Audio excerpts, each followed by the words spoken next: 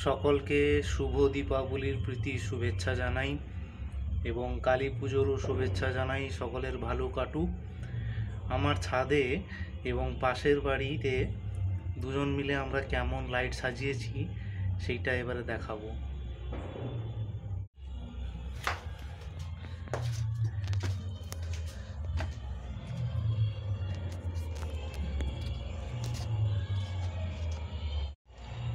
এই যে আমার বাড়ির ছাদে এভাবে লাইট লাগিয়েছি। আগে ছাদের উপরে এলইডি লাইট লাগানোর পাশাপাশি কেরোসিন তেলের ল্যাম্পও লাগাতাম, যেগুলো মাটির তৈরি, কিন্তু এখন তো আর পাওয়া যায় না কেরোসিন তেল, তাই ল্যাম্প লাগানো আর হয়ে ওঠে না। তাই গোটো চারদিকে ইলেকট্রিক আলোগুলোই জ্বালাই। আর এই পাশের বাড়িতে এক ভাই এই যে গাছের এভাবে নিচে আলো লাগিয়েছে, দারুণ লাগছে। চাপা গাছ এটা একটা, আর ওর লাইট প্রচুর উজ্জ্বল আলো। এর সামনে শিরোপা সিনেমা হল, প্রচুর আলো রয়েছে। আর এই হচ্ছে আমার ছাদ, আমার লাইট।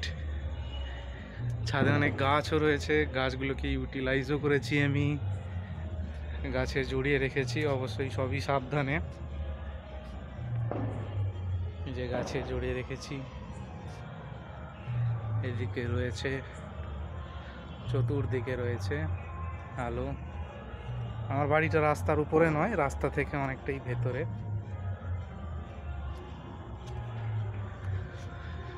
তাও যতটুকু আলোকিত করা যায় নিজের ছাদ। এই যে সুন্দর গাছ রয়েছে।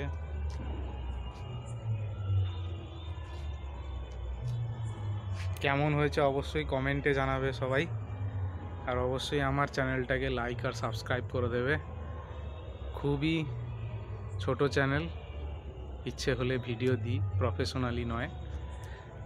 এই যে দূরে অনেকের বাড়িতেই সব আলো লাগিয়ে দিয়েছে, খুব সুন্দর লাগছে। চতুর্দিকে আলাদাই পরিবেশ। একটা ফানুস যাচ্ছে ওই যে গাছের ফাঁক দিয়ে। আর এই হচ্ছে আমার ছাদ, ছাদে গাছের ফাঁকা ফেঁকে লাইট লাগিয়েছি। দেখো বন্ধুরা,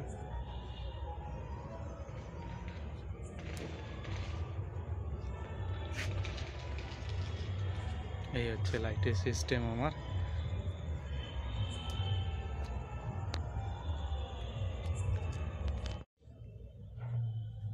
বারান্দায় মোমবাতি, ইলেকট্রিক মোমবাতি।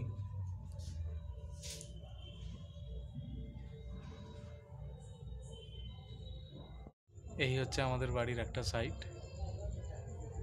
গলি থেকে তোলা। এই যে আমার লাইট, বাড়ির একটা সাইড, বাড়ির ওপাশে আরেকটা সাইড আছে, কিন্তু ওটা এই মুহূর্তে যাওয়া সম্ভব নয়।